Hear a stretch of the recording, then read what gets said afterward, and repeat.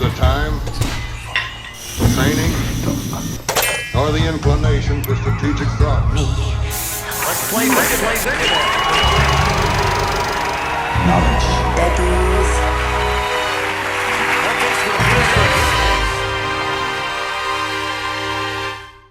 Hello, hello, hello. What's up, Oscar? Not much. What's up with you? Oh, not too much. Just did 2 open mics. Oh yeah. 2 comedy open mics in an hour and a half. Gotta get real efficient with my time. Oh, Damn. Johnny Dynamite's in the room. Oh, Okay. I will just go. Let's just do it. let's just do it. Yeah. What are you drinking? Some non-alcoholic beer. Hey, what's up, Johnny? Yeah. Welcome. Johnny Dynamite. Hey, how's it going?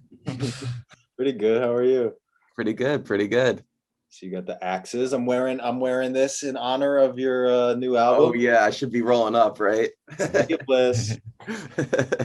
Dude, I rarely can just like put on an album and listen to it. But I was just I went on Bandcamp, I just press play, and I was just like walking around the house listening, I was vibing. Oh fuck yeah. So good. Thank you, dude. Yeah. When did it come out? Pretty recently, right? Yeah, it came out on last Friday. Congrats. Thank you. It feels good. It's been like a long time coming. Like I like finished the record sometime in September. It's just been like a slow rollout, you know. I've never done anything quite like that before. Was it intentional or was it COVID related or what? The whole album or like the slow rollout? Slow rollout. It was intentional. Like they wanted to do like the 3 singles like every like 5 weeks, and it's kind of cool seeing it like come out that way. But it's like as like a musician, you want to just like have your music out the second you finish it, you know? Yeah. It's like I know I like it, but what does everyone else think? Yeah, exactly. So it's like kind of like funny like putting it out now. It's like okay, they're old songs, you know? Yeah. Did you get to do any like Zoom shows to like get the material out there to like at least get a live response to it? Not really. No, I did like this one thing like IG live like through someone else's page, but it just felt kind of weird doing stuff like that. Yeah. Like honestly, like I never really get like nervous for a show, but like for some reason I got so nervous like getting in front of my like phone and like performing to people and seeing like the chat do its thing. Yeah, I don't like seeing chat while I perform. Yeah, me neither. It's strange. Yeah, and then they like ask questions and you feel like you got to answer them right now, but you're in the middle of doing your own thing. Yeah, yeah, exactly. It's kind of funny. There's no feedback. Yeah, it's weird. Yeah, I can't imagine doing something like that. Johnny, Yeah. you met Oscar? what was I that? don't know. We all went to New Paltz, right? Yeah, I did. Oh yeah. I don't even know if I met you well. I think I only met you when you and Sandy played that show in my basement, right? Yeah, right. Damn, that was like what, like 3-4 years, maybe 5 years At ago, least. right? Yeah, it was a while ago. Yeah. Yeah, I don't think I was there. No, you were there, but I was there. no, you weren't. You weren't. Oh, I wasn't. I was like, he was like, no, you were there. You just don't remember. Say that again. I was asking Johnny, what year did you graduate New Paltz? I graduated in 2014. Okay, so Oh, that's the same year I graduated. Yeah. Yeah. Did you maybe see my band Year on a Mountain? We played like Oasis and like some other house shows and stuff like that. I mean, it's possible. Yeah. You know, drunken party kind of shit. Yeah. Oscar, do you guys both know what's his name? Kyle James Miller? Is that his name? I lived yeah. with him. Oh, really? Yeah, I lived with Kyle. Wait, where did you live? We briefly, what's that street? It's like right off of like right by college. I want to say Tricor, but I don't know if that's the name of the actual street. Oh, okay. So it wasn't at like the Salvation Recording Co. or because I knew that he lived there with like Chris Daly and like all those people who were recording in that house for a little while. It might have been. Oh, I think it was before that because Okay. I think I helped him move a piano into that house. Yeah, that Yeah. sounds about right.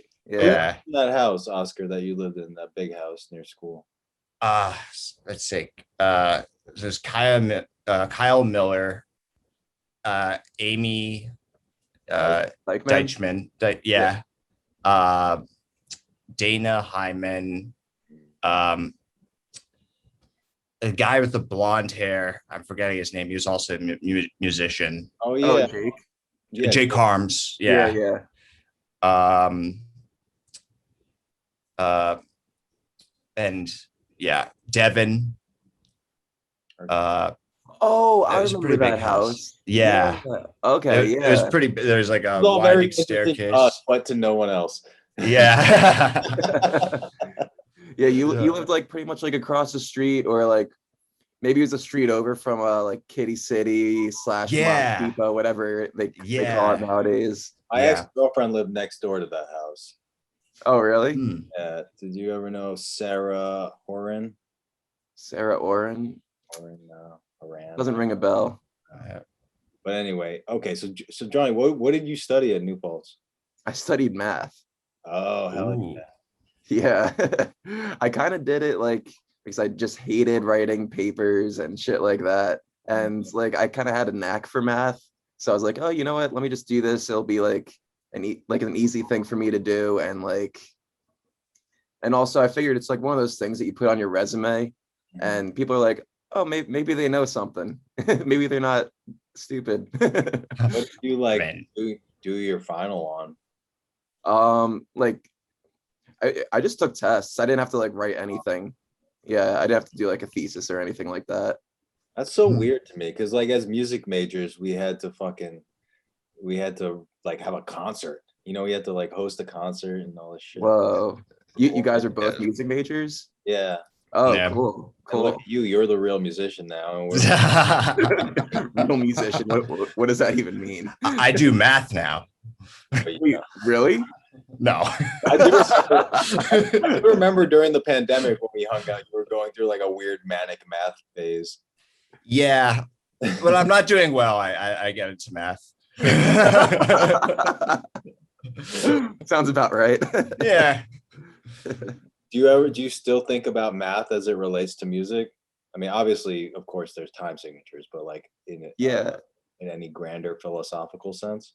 Well, like as I was studying math, I got into there's a subject called what was it, like abstract algebra, which is all about like sets and like kind of how numbers will like start to repeat in sets. It's kind of like a lot to like explain, but basically like you could relate that to like scales in music. And there's like one specific thing that I kind of figured out, or it's probably like a lot of people figured it out, but with like major seventh chords and like minor seventh chords, like if you just jump around, like just moving like in thirds, you'll hit every major seventh and every minor seventh in the scale. Like if you start at the bottom of the piano and if you have like a really, really long piano, you'd hit every one of them and they all sound like really beautiful together. And it's like a really cool way, like if you like are into like modes or like key changes and things like that, it's like a really fun way to just throw in a key change. You just start jumping the sevenths like that. And I kind of relate that to abstract algebra, the way that like the numbers could be like within a sequence or like within like a set and just start jumping and then come back around to the start again. Yeah, I might be wrong, but I think, and Danny Silversmith is a friend of ours, I think he told me about like thinking about music stacked that way. And he threw out a term, lattice harmony. Lattice harmony. I don't know that, but it's similar to what you described. It's like if you have like a series of notes and you keep building them on top of each other, it's sort of like this harmonic template that's really big, and Totally. you could explore it by climbing up or going down. I Totally. don't know if that's exactly what you're talking about, but yeah, does that kind of like relate to like the circle of fifths at all? Have you heard that? a little. It could. I think it's a different thing, or a different, but also the same type of thing. like where it's yeah, like similar like concept. Because I think like what I'm talking about also kind of like relates to the circle of fifths in some way. But I'm yeah, losing all my theory like chops. I feel like very slowly because I'm just not composing or anything anymore. And I don't know. I was gonna bring up something, but I'm like, I don't know how that's related. Do you know about the Overtone series? no, what's that? So it's like every single note you can break down into a series of harmonics, right? Like it has the original tone, but it also has these other notes within it, like more subtly. So like and they've like mapped it out. So it's like every note will have that note, they'll have it at an octave. Then they'll have, I think, like the fifth, and then the octave, and then the third, and then the major third, like the major third, and eventually I think it has the tritone, like the flat fifth or whatever. yeah. Wow. And even like microtones, it's like another word for it's harmonic series. It's essentially if you take like a vibrating string and find all the harmonics, so that the string is vibrating, and you get like, I guess, 1 point's here, 1 point's there, and it just like could vibrate up and down that way, but it can Okay. also vibrate from the node in the center and then create a little wave there and a little wave there. And that would be the octave, or like half the frequency of, one end to another, but essentially it keeps dividing itself. So you can get all these different notes within like one note. And actually all these different notes are contained in like one note. That's pretty wild because like that's Yeah. something I like think about sometimes when I hit just like one note on like a guitar string or like just like one note on a piano, and like subconsciously I'm like, I think I kind of hear the octave in there too. Yeah. Well, if you think about it, that's probably the origin of like diatonic theory, is because people could subconsciously hear the major third and the fifth in there, and they're like, oh, I just want to play these notes with it because I hear it already on some level. Right. Yeah. Yeah, totally. It's like you kind of like hear it and you go to that because you're already hearing it. That's pretty interesting. Yeah. Yeah. There's that cool like demonstration with that musician. I forgot his name. Bobby McFerrin. Is that right? Yeah. Don't Where- worry. Do. Yeah. So yeah, he was telling people to start on a note, and then he would like hop to the right or the left, and he was like, if I hop to the right, sing whatever you feel like higher, and then he would keep hopping left and right, and everyone sort of seemed to come together around a pentatonic scale. Oh wow. Because it's like, so it's sort of ingrained in our reptilian brain, the pentatonic scale somehow.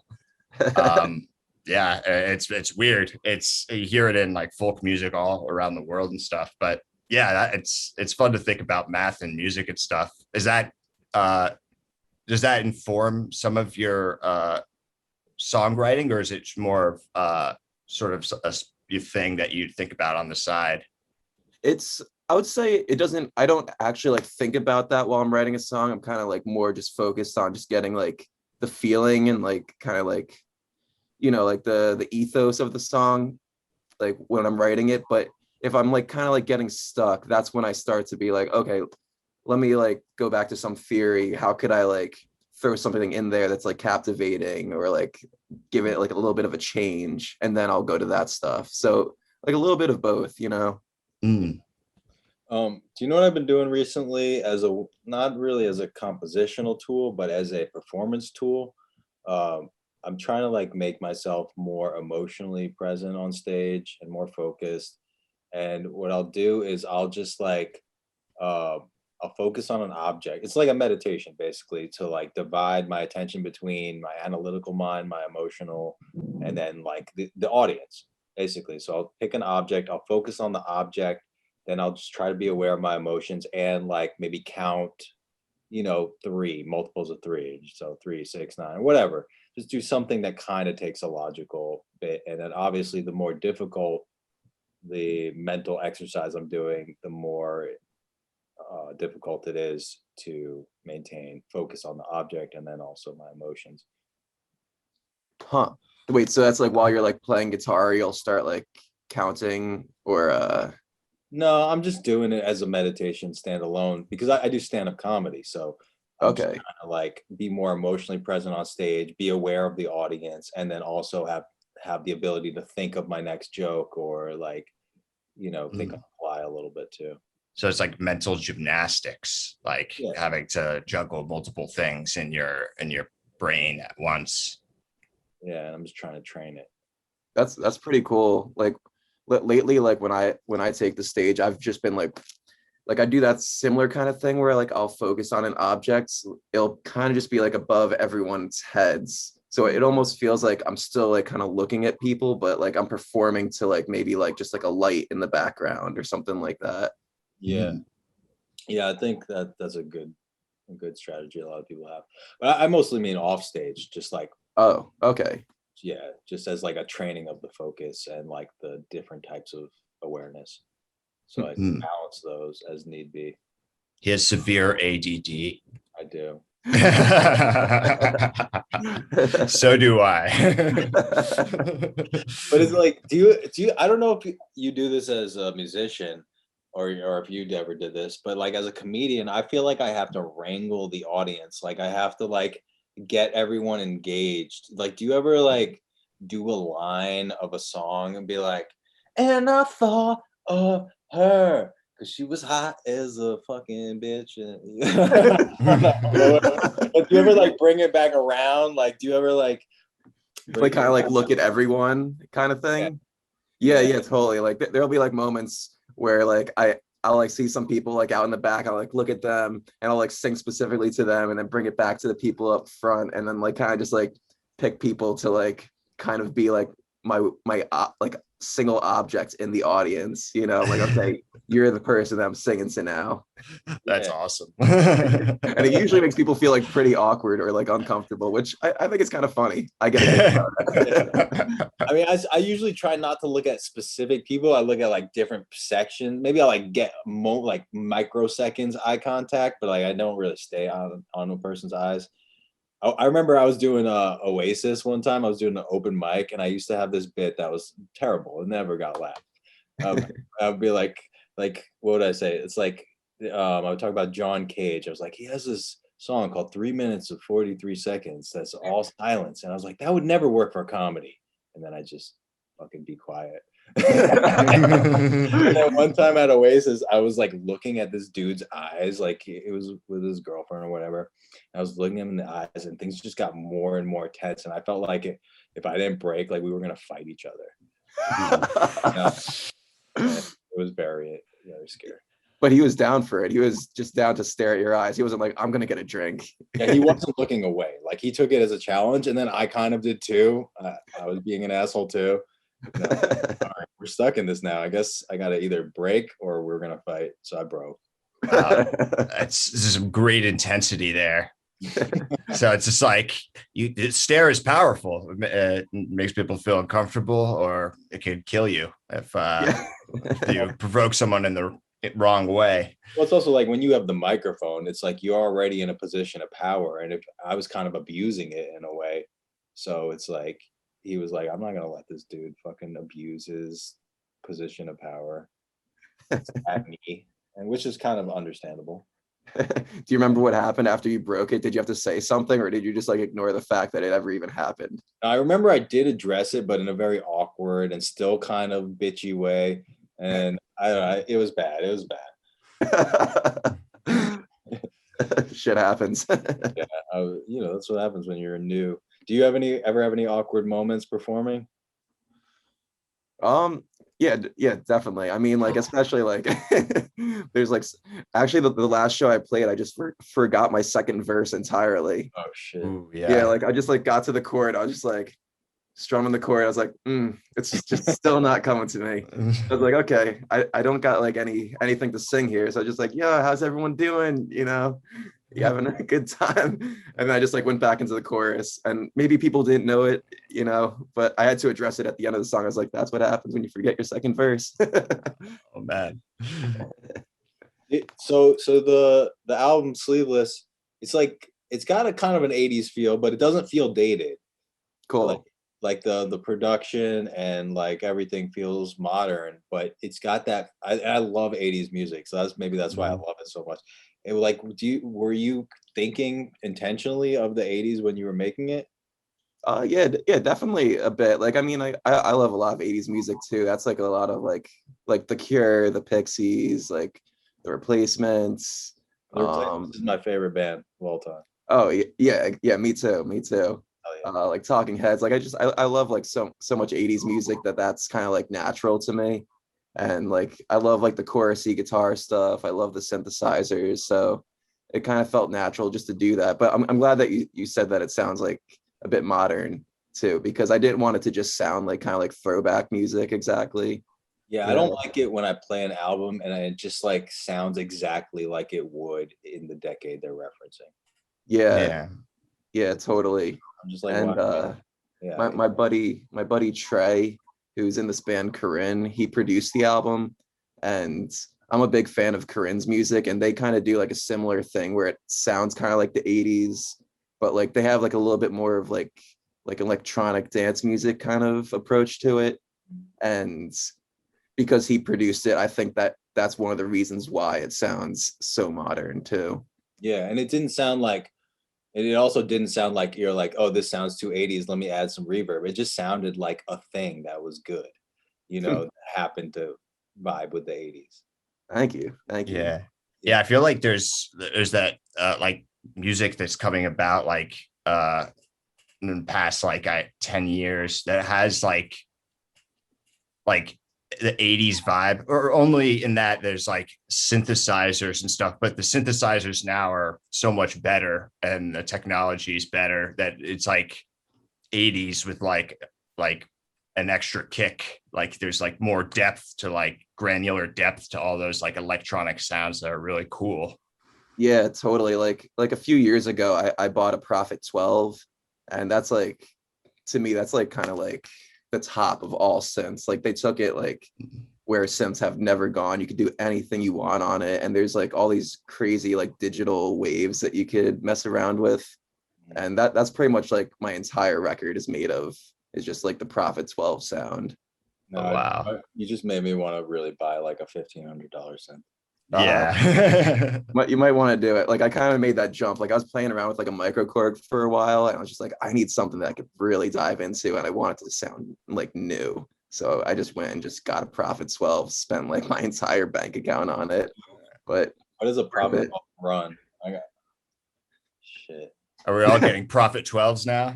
Yeah, because I'm like working on a project, like a podcast, like a narrative podcast I'm writing, and I want to like score it myself. Maybe not like all the music, but at least like some of the vibey stuff. Maybe do all of it. I don't know. But okay, so are you going on tour? I saw you played a show. I need to go see you live. That's what I need to do and stop being an Yeah, asshole. yeah. I played two shows. The first one was like kind of like a show, kind of like a live stream. It was like back in the middle of May, so it was like right in that like weird transition point. And I did it at the studio called First Live in Bushwick. They're like a mixture of like a coffee house, a recording studio, like a live streaming studio, and a bar. It's a really cool spot. And I performed in like the studio area, but we were only able to fit about maybe like 20 people in there. And then like there was like one of those windows that would be in like a recording studio for like the mixing guy to be out there and then the band to be inside. And so I was able to see through the window. Then like there's like the crowd out there with like TVs. So they were watching the stream on TVs, and then the stream was also going to people's like homes and stuff like that. So it was like this like crazy weird in between. But then I just played my like real first show the other day on a Sunday at the spot called the 18th Ward, and that was a lot of fun. That one felt like natural, like we're back in it. Hell yeah. Mm. Well, this is gonna come out Sunday. Where are you playing next? Like, what do you have coming up? I'm playing an acoustic show on July 9th. It's at the Bowery Union, which is like an art space down in Soho, and I'm playing that with this band Scab, this band Petite League, and one of the guys from Parquet Courts is going to DJ. Cool. So that's pretty exciting. I would definitely recommend that, but it's just going to be me acoustic. Oh, nice. Yeah. And then after that, I'm playing a rooftop show down in Bed-Stuy. I forget the name of the place. It's kind of like a new spot, like a DIY spot. I want to go to that. Yeah, that's the one that I would say, like, definitely go to that one because that's going to be a lot of fun. Yeah, that sounds dope. Yeah. So what's next? Now that you got the album out, and I see you're getting some good coverage, and like, are you going to try to tour extensively? I know it's weird with COVID. It's hard to plan for the future because who knows what the fuck's going to happen. But are you doing that, or are you like starting to write new stuff, or have you already started writing new stuff for the next album? Like, what's going on? Yeah, both. I've definitely been writing. That's something I never really stopped doing. Like whenever I get like any free time, I'm always writing. Yeah. But in December, I have like a 2-week tour planned with that band Corinne that I actually just mentioned, and we're going to be doing like most of like the East Coast and like kind of like dabbling into the Midwest a little bit. Nice. And then that's pretty much it for this year. And then we're shooting for like a lot more in 2022. Cool. Yeah. Nice. Yeah. So I just wanted to ask you, what? I have no question. You thought I would come to you? It's all like, okay, if you could describe your art as a specific type of sexual apparatus, Uh-oh. what would it be? A sexual apparatus? You mean like a toy? Yeah, or a rope or anything. Yeah, it's definitely, I would say actually a rope sounds pretty good. Maybe a whip. Actually, no, it's definitely the whip. The whip, yeah. Hat of 9 tails. It's a good answer. A corset is sleeveless. Ooh, yeah, maybe a corset. Yeah. Yeah. Really, you could say any object. Actually, one of the B-sides to the record was a song called Straight Jacket Summer Love. Some of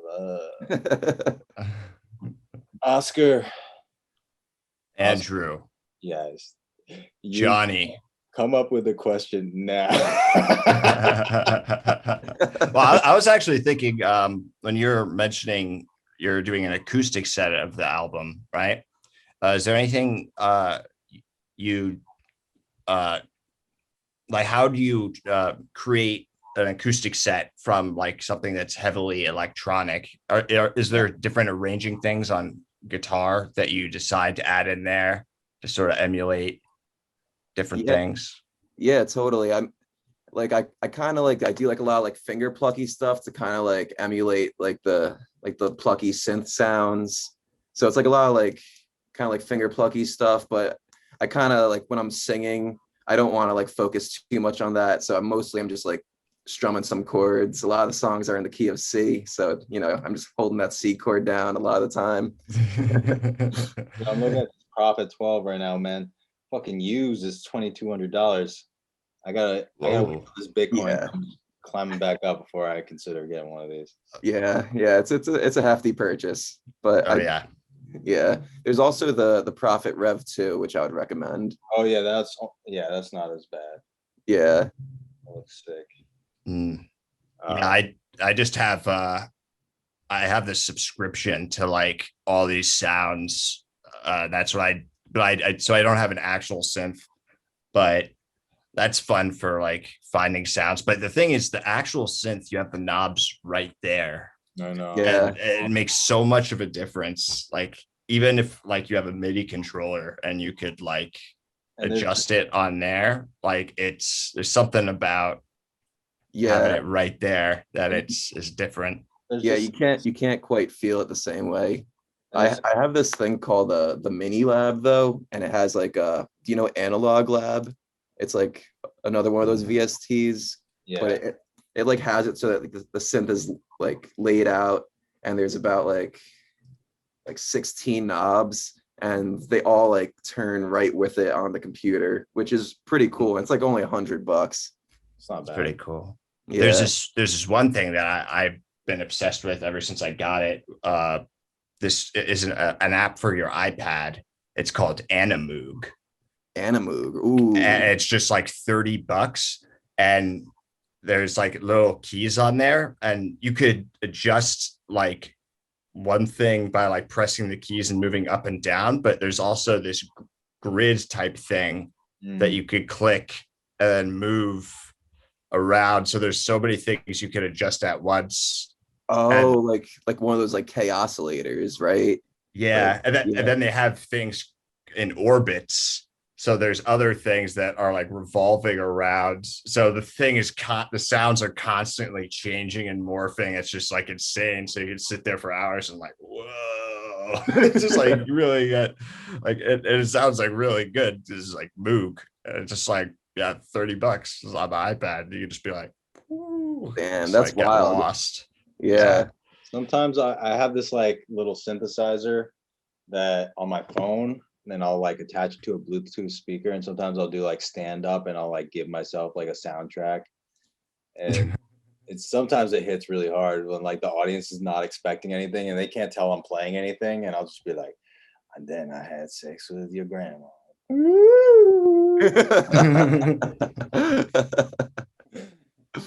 Yeah, man. Anyway, well, let's keep this short and sweet. I know you're going on the road tomorrow. Yeah, I'm going up to Rhode Island. Oh hell yeah, Ooh. on the Rhode Island. On the Rhode Island. Yeah. Yeah, dude. Oh well, Johnny, where can people get your album? You know you have it on vinyl too, right? Yeah, we printed it on vinyl. I think it's coming a little bit later, so they probably won't ship till like end of July. But you could go to bornlosersrecords.bandcamp.com and you could order it there. Yeah, and if you just Google Johnny Dynamite, yeah, it comes up. Yeah. I was wondering, could we play a song at the end of this of yours, just so people get a taste? Yeah, go for it.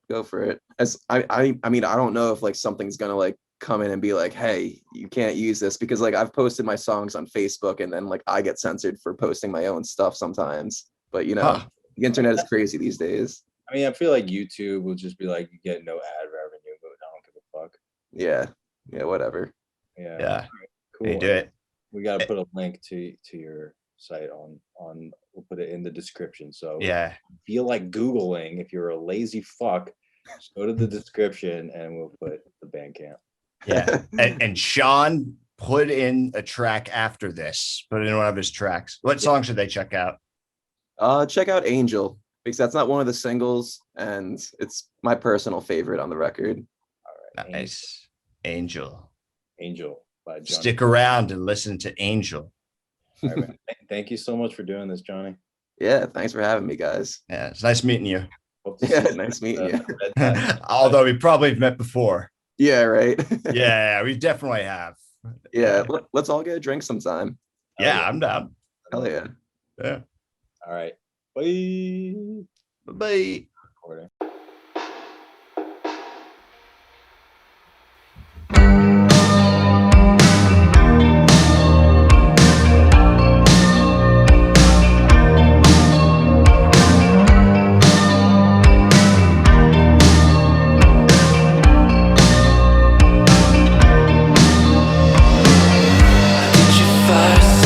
Shots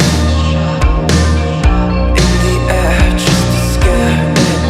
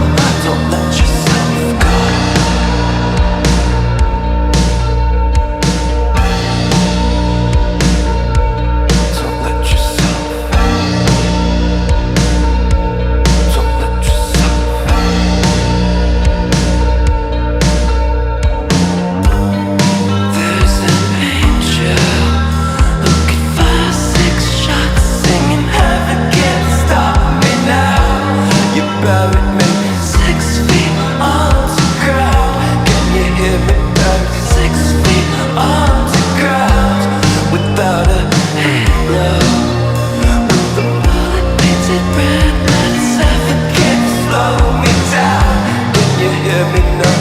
Heaven can't hold me now. Can you hear that pain show?